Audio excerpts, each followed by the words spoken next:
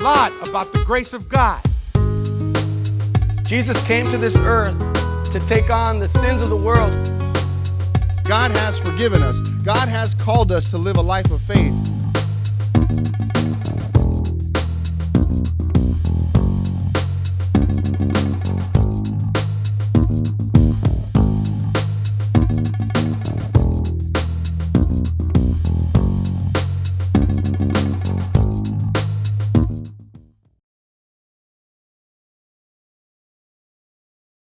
Muy bien, Hechos capítulo 3, versículos 11 al 19.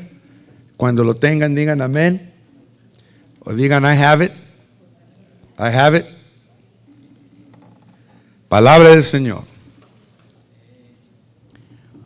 Y teniendo asidos a Pedro y a Juan, el cojo que había sido sanado, todo el pueblo, atónito, no atónito, pero atónito, concurrió a ellos al pórtico que se llama de Salomón. ¿Lo tienen?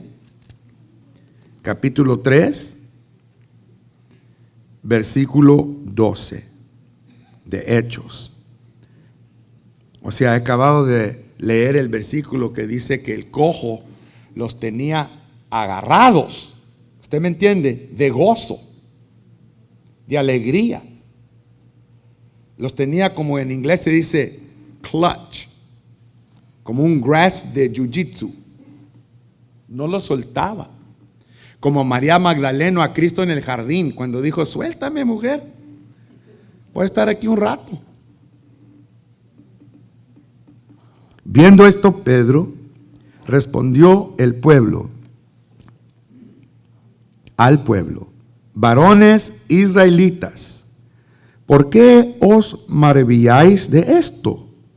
¿O por qué ponéis los ojos en nosotros, como si por nuestro poder o piedad, subrayen, sino por nuestro poder o piedad, hubiésemos hecho andar a este? El Dios de Abraham, de Isaac y de Jacob, el Dios de nuestros padres, ha glorificado a su Hijo Jesús, a quien vosotros entregasteis y negasteis delante de Pilato, cuando éste había resuelto soltarlo. Mas vosotros negasteis al santo y al justo y pedisteis que se os diese un homicida y mataste al autor de la vida, a quien Dios ha resucitado de los muertos, de lo cual nosotros somos testigos. Y por la fe en su nombre, a este que vosotros veis y conocéis, le ha confirmado su nombre y la fe que es por él. ¿Por quién? Por Jesús, por Cristo, no por el cojo. La fe que es por Jesús. ¿Ya entienden? A este le ha dado completa sanidad en presencia de todos vosotros.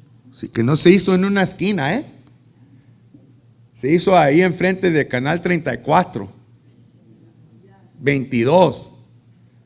Se hizo enfrente del medio comunitario. Mas ahora, hermanos,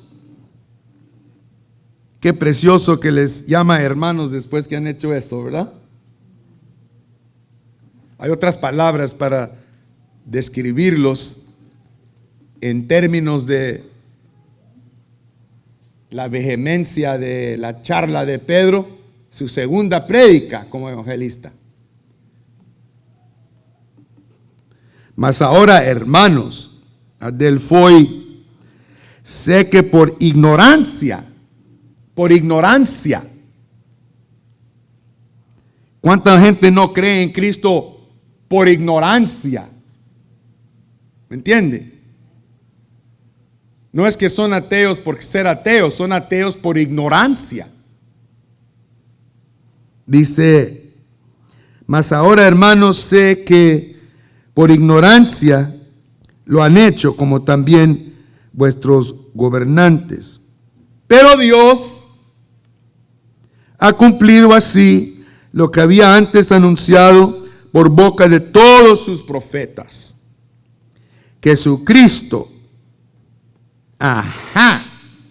mire qué preciosa intimidad, mire qué precioso calor de un padre con su hijo, que su Cristo, ¿cuántos entienden eso como decir mi hijo? Le pertenece él a su Padre, que su Cristo había de padecer. Y no es Cristo de nada menos que su Padre, y ahora es Cristo tuyo y es Cristo mío.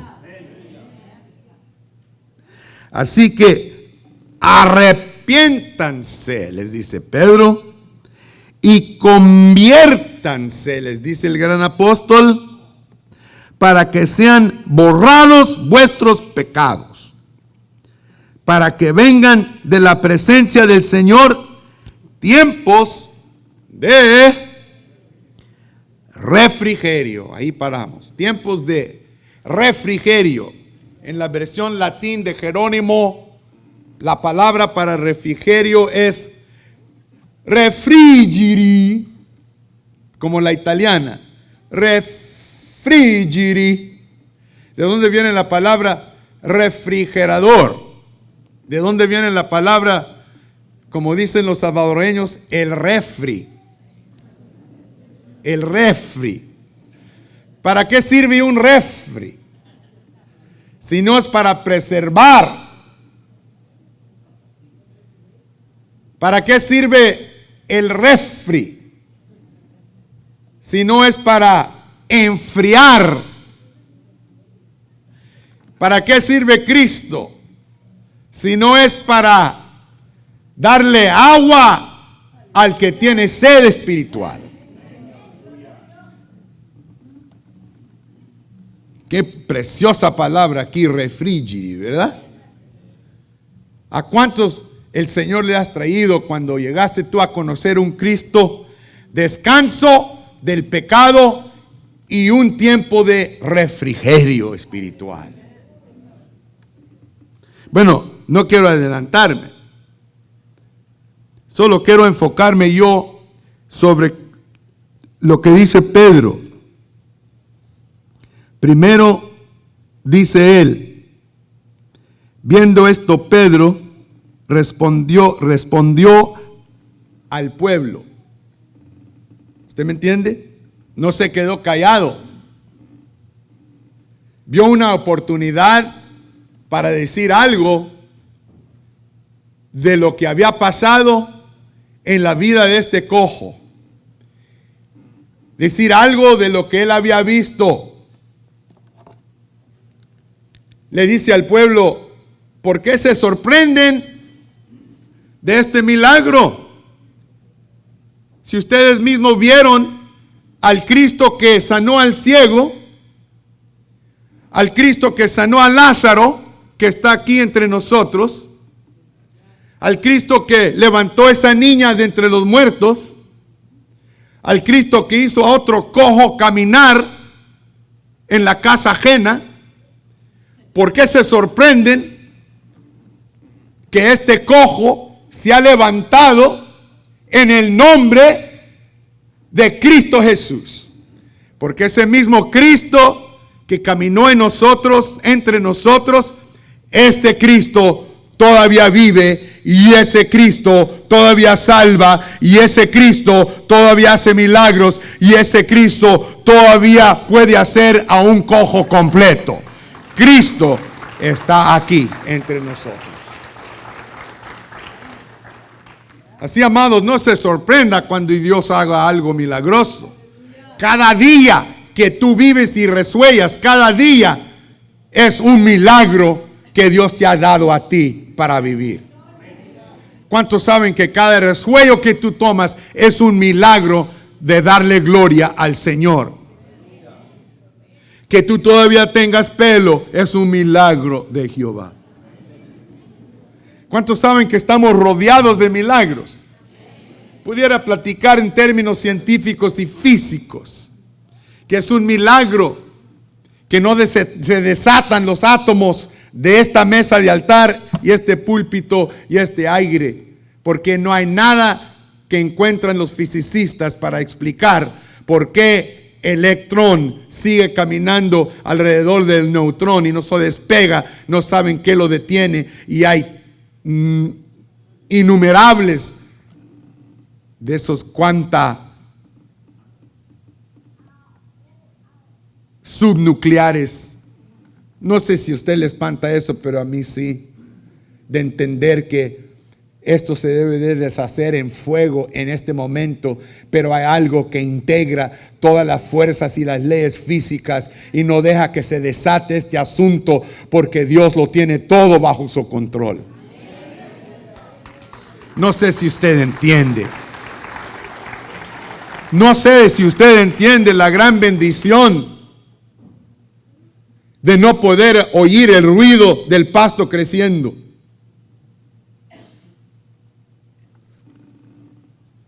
Tenemos sublimitaciones físicas. El ojo humano no puede ver como el del águila. La nariz humana no puede oler como la del oso. A 10 millas puede oler una foca. 10 millas. Pero nosotros, los más inteligentes animales de este terrestre globo, no podemos ver como los animales ni oír como ellos. El Señor nos ha tapado los oídos y los ojos de ver los fuegos celestiales del reino de Dios que existen dentro de esta realidad. ¿Por qué? Para que no veas la gloria de Dios. ¿Qué nos prohíbe ver la gloria de Dios? El pecado. El pecado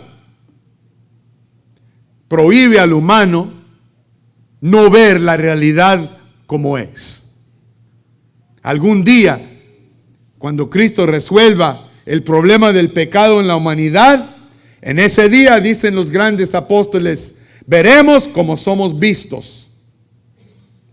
Pero hasta entonces, tú y yo no veremos la gloria de Dios en su realidad completa. Ahora nomás vemos como en un espejo rasgos de su gloria, rasgos de su gozo, rasgos de su alegría. Cuando Cristo entra al corazón de un pecador o de una pecadora y te arrepientes de tu pecado y me arrepiento de mi pecado y decido yo parar de caminar en mi propia onda, parar de hacer mi propia voluntad y hacer la voluntad de Dios por la cual Él me plantó en este planeta. En este día te llegará a ti una porción de refrigerio. Tu vida cambiará y verás tú que Dios es el que transforma. Dios es el que salva. Dios es el que limpia. Cuando comienzas tú a hacer el propósito por la cual Dios te llamó aquí, que no es seguir viviendo en tu pecado. ¿Me está escuchando? Viviendo en tu propia voluntad. Ahora, alrededor del mundo, en la China roja, en la Unión Soviética, no, ya no es Unión Soviética, es la Rusia. Dios desbarató esa torre de Babel.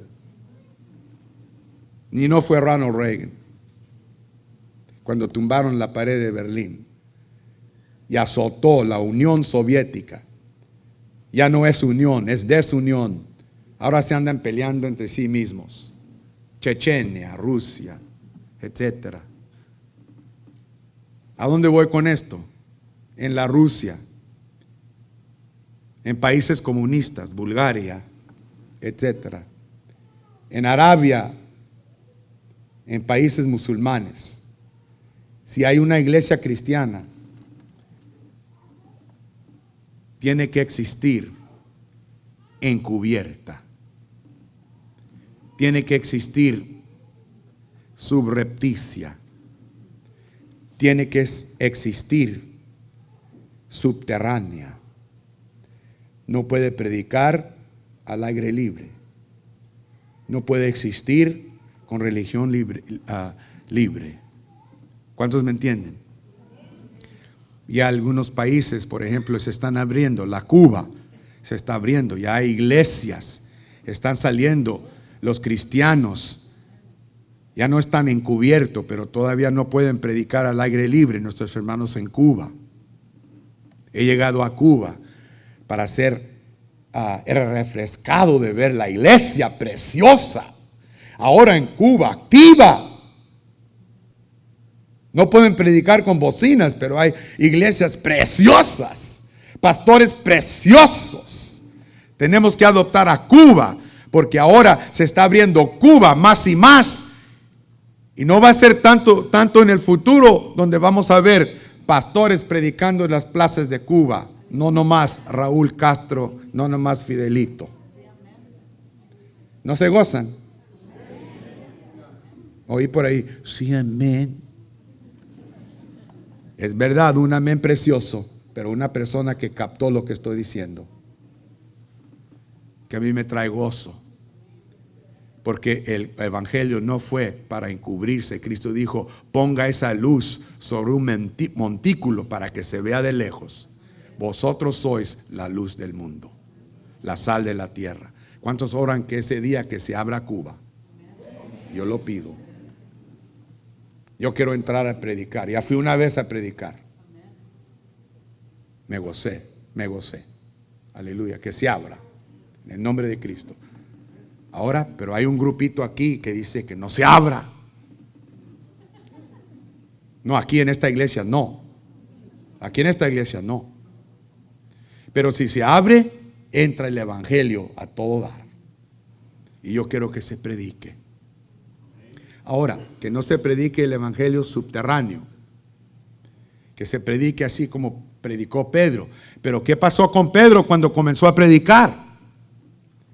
¿Qué pasó con Pedro cuando comenzó a predicar el evangelio? Y se agolparon 5,000 en esta vez y 3,000 en la previa. ¿Dónde los pusieron? ¿Dónde pusieron a Pedro y a Juan? En la cárcel, amados. Lea su Biblia. Léala. Por favor, hágase mujer de la Biblia. Hazte hombre de la Biblia. No nomás llegues aquí para que el pastor te traiga la cucharita a la boca. Hazte un hombre de la palabra de Dios. Hazte una mujer de la palabra. Conoce las cosas que está predicando tu pastor. En la célula, aprende la palabra de Dios para que cuando tu pastor diga Sansón, ya sabes quién fue. Cuando diga Jezabel, ya sabes quién fue. Cuando diga camello, ya sabes lo que es. ¿Cuántos me entienden? Cuando digo Pedro y Juan los metieron en la cárcel, ya saben lo que pasó, ¿verdad? ¿Cuántos saben que los metieron a la cárcel por predicar la palabra de Jehová?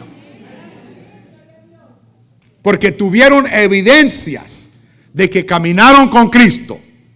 Ese milagro que hizo Pedro y Juan, de ese cojo que no lo soltaba, hasta enfadaba. Brinqui, brinqui. El jarabe tapatío agarrado de Pedro, brinqui, brinqui. Suéltame, varón.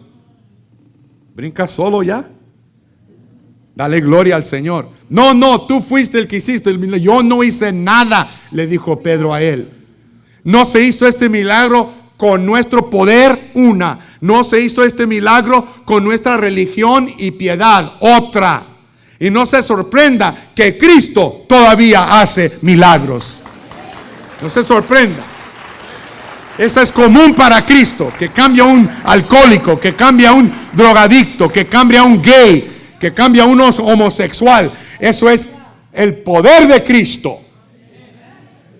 No se sorprenda que Cristo puede cambiar. No dice una comunidad homosexual. No se puede cambiar un homosexual. Nacido homosexual, vive homosexual, muere homosexual. Es cuestión biológica. Pero la palabra de Dios dice que es cuestión de pecado. Es cuestión de una persona que decide que así va a vivir. Uno no nace así. Es lo que dice la palabra de Dios. ¿Usted me entiende? Uno no nace alcohólico. Lo aprendió de su tío o de su tía. La botella. Así le decían. A mi bisabuela le decían, mandaba a mi mamá a pedir cerveza en la cantina por el hábito que tenía mi bisabuela. Dios la descanse en paz. Ojalá que tenga oportunidad de ser salva, porque dice que Cristo entró al infierno mismo para rescatar. Ojalá que la haya rescatado a mi bisabuela. Pero decían, ahí viene la huerfanita, y le daba una copita de peltre para que la llenara de cerveza. Se acuerda mi mami cuando vivió, nos dije la historia. Allá está mi hermana de testiga. Y a mi abuelo le llamaban la borrachera eterna. A mi abuelito José Moreno. Pero un día precioso, amados, alguien estaba predicando el evangelio de Cristo, y por eso estoy aquí yo, y por eso están ustedes aquí en este lugar, porque este viejito borracho quería saber por qué sus hijas, sus 3 hijas y su esposa se entregaron a Cristo. Y esta religión, ¿qué están haciendo? ¿Y por qué cambiaron? ¿Y por qué están así? ¿Y por qué se enojan cuando les pido que me hagan mi cerveza y que me hagan mi vino? Ellas le hacían su cerveza y su vino. Y un día mi mami, inocente, estaba probando lo que estaba haciendo, y llegó mi papá para encontrarla muy alegre. Amados, cuando él vio que había cambiado algo, digo, pues ¿qué están haciendo con ese señor negro que está predicando ya en esa carpa? No quiero que anden ustedes alrededor de la gente negra. Si no importa, papi. Si no fue por negro, ni por latino, ni por blanco, solo sabemos que algo pasó en nuestro corazón y ya no somos las personas que éramos. Y él quiso saber por qué, y se arrimó la borrachera eterna con un jarro, ¿cómo se llama ese? Un cántaro. Un cántaro, amados, de vino. Ahí era para curarse ahí con cábula ahí en esa carpa. Y se llamó un bancón, y se sentó en el bancón, y había un hoyo en la carpa donde puede resollar la carpa. Y comenzó a mirar por el hoyo. De repente, así borracho, le comenzó a entrar la palabra del amor de Dios, del perdón de los pecados, del arrepentimiento, de la confesión de sus pecados, no a un sacerdote, sino a un Cristo vivo, a un Cristo que cambia y mantiene el cambio. Y digo que estaba ahí mirando y escuchando, y ya al final dijo que estaba bien borracho, pero estaba escuchando. Como dijo mi abuela, yo no he visto un borracho que coma lumbre. De repente que dice el predicador negrito, dice, and if there's anybody out there that would like to give their heart to Jesus and repent of your sins, raise your hand. ¿Me está escuchando? Mucha gente alzó la mano adentro, pero de repente se vio una mano entrando por el hoyo de la carpa. Y el Señor lo salvó milagrosamente.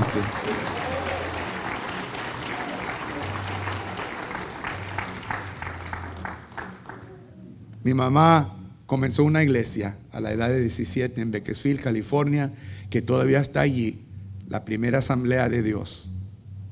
Y mi abuelo fue maestro de la escuela dominical. Se casó con el fundador de esta iglesia. Yo nací, mi familia nació, mis hermanas, y todas estamos aquí ahora sirviéndole al Señor. Si no fuera por ese negrito, y si no fuera por ese señor, borrachera eterna, ahora tiene vida eterna en Cristo Jesús.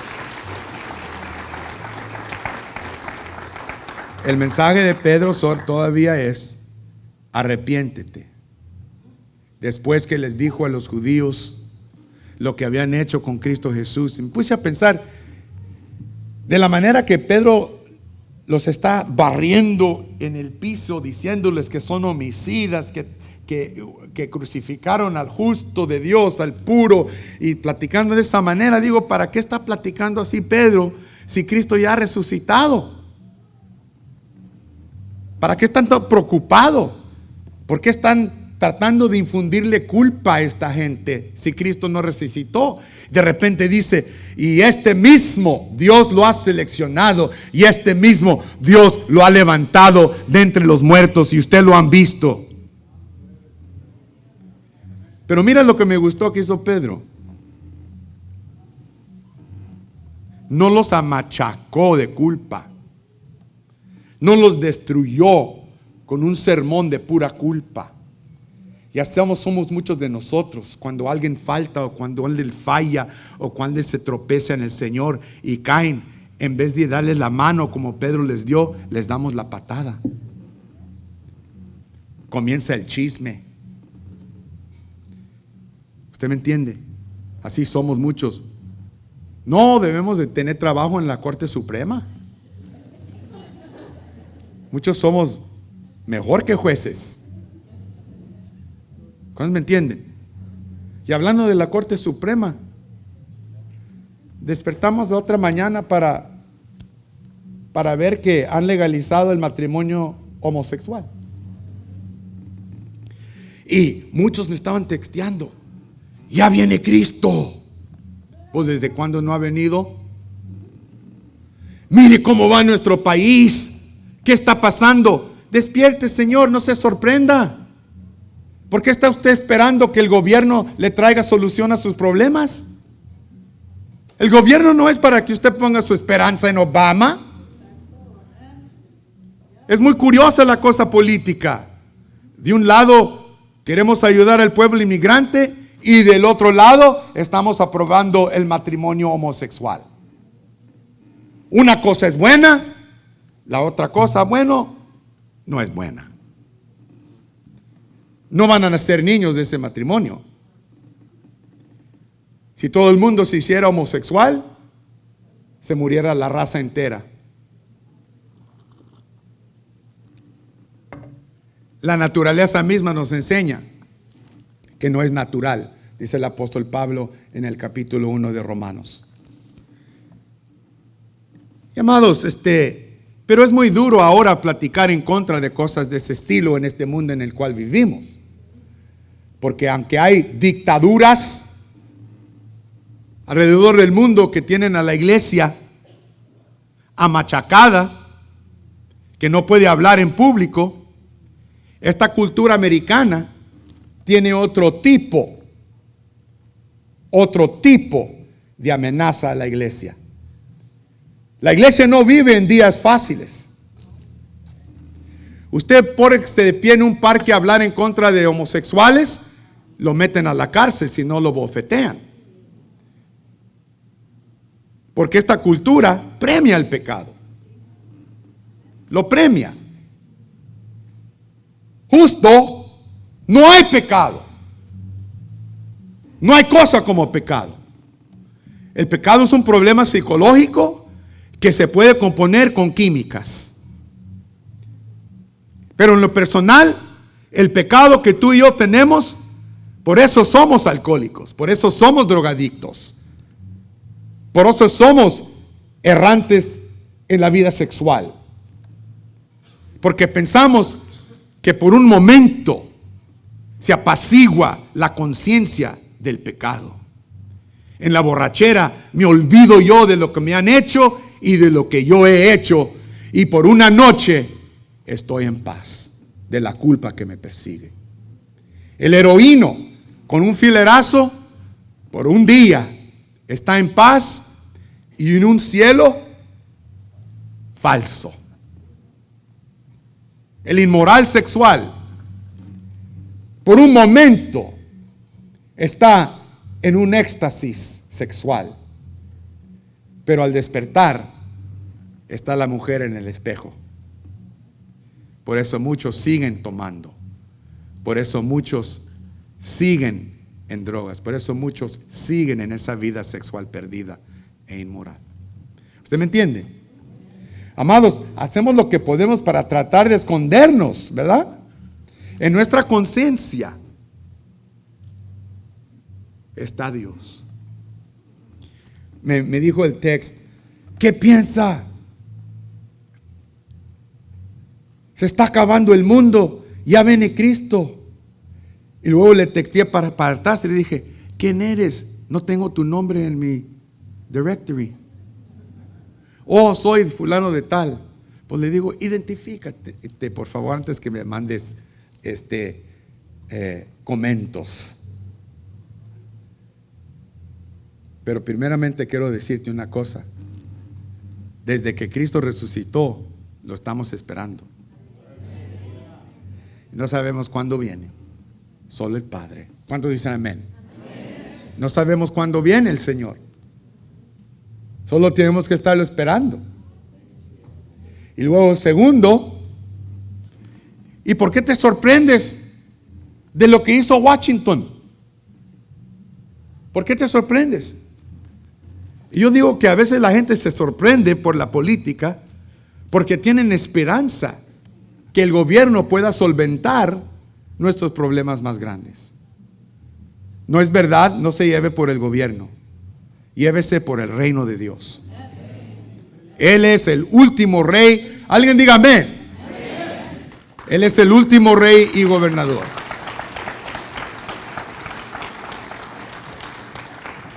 Yo pensaba y dije en mi persona, en 39 años de pastor, nunca ha llegado una pareja gay a mi puerta, a la oficina, a pedirme que los case. Pero el año antepasado llegó una pareja que el Señor había salvado y había cambiado, y se veían rasgos de cambio en sus vidas, a pedirle a Pastor Josh que las case. Me acordé yo de lo que dice la Biblia en la ley de Jehová, en Deuteronomio, de que una unión homosexual es en contra de la ley de Dios y es pecado. Encontré en Romanos capítulo 1 que una unión homosexual es pecado. Encontré yo también que yo soy pecador. Encontré yo también que todos somos pecadores. Pero no porque todos somos pecadores, tenemos no predicar en contra del pecado. Aprendí yo también que la persona homosexual se ama, pero el pecado en esa persona y en el pecado en mí, ese no se ama ni se tolera.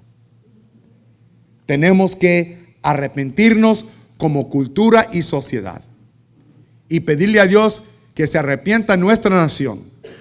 Y como Nehemías, tenemos que arrepentirnos nosotros también de las cosas que hemos hecho para que siga esta cultura como sigue. Pero aquí le tuvimos que explicar a esa pareja, esta iglesia no es iglesia para este grupo o este otro grupo. Esta iglesia es para todo pecador que necesita arrepentirse y recibir su salvación. Pero, como dice aquí en el pasaje, pero Dios. Ahora, tuvimos que explicarle a la pareja por qué no podemos casarlos.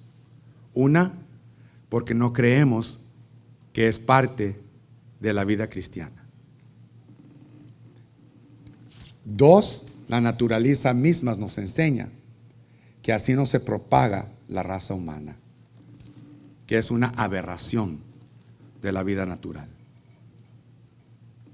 Tres, que esta iglesia socialmente no es una iglesia que respalda este estilo de vida. Porque si entra un homosexual a ser miembro de esta iglesia, como miembro tiene que uno acudir a todas las reglas de membresía que están en 1 y 2 Timoteo de la vida que debe vivir un líder en la casa del Señor. Segundo, si es miembro y es homosexual, tenemos que dejar a todos los líderes que son miembros, no sabiendo que son alcohólicos, homosexuales, homicidas o lo que sea. Sinceramente, si pone aquí y no dice lo que está pasando, lo que sea, tenemos que saber que todo miembro tiene derecho a cuidar a nuestros niños y a enseñarle a nuestros niños el estilo de vida que es cristiano. Y si no es, le está enseñando por mentira, porque le está enseñando a un niño lo que usted no está viviendo. Y si sí es, llegará a un punto donde tiene que decir, bueno, yo no creo que el matrimonio entre hombre y mujer es el único matrimonio. Y si dice la verdad, entonces entra una discusión que desbarata, trae desunidad y no unidad. Pero le dijimos a la pareja, los amamos en Cristo. Yo no tengo cuestión que si usted dice que el Señor lo salvó y cambió, yo no voy a argumentar con eso. Esta iglesia es para todo aquel que en Él crea. Es para todos. Si es que tiene el derecho de entrar, gozarse, alabar a Dios, no de propagar ese estilo de vida. Y tiene que saber que no puede servir como líder en esta iglesia. No digo que no sirve, digo que no puede servir como ministro. Entonces, en todo eso, amados, quiero decirse una cosa: todos tenemos que arrepentirnos. Pero mire qué viene después del arrepentimiento. Viene tiempo de refrigerio, viene tiempo de gozo, viene tiempo de una nueva vida en Cristo. Decididamente un cambio precioso que Dios ha hecho, y vive uno de ahora en adelante de victoria, porque el Señor ha desatado todas las cadenas que nos atan al pecado, que no nos deje a nosotros vivir la vida que Dios nos ha llamado a vivir. Todos somos culpables y a la misma vez justificados por la gracia del Señor. Ahora, como dijo Pedro y Juan al Señor, en el nombre de Cristo, levántate. Así es que levantémonos todos.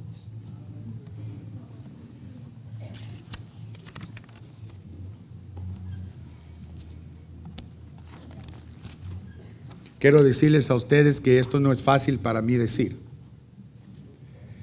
pero también tengo que decirles que tenemos que poner la raya en la arena en el nombre del Señor.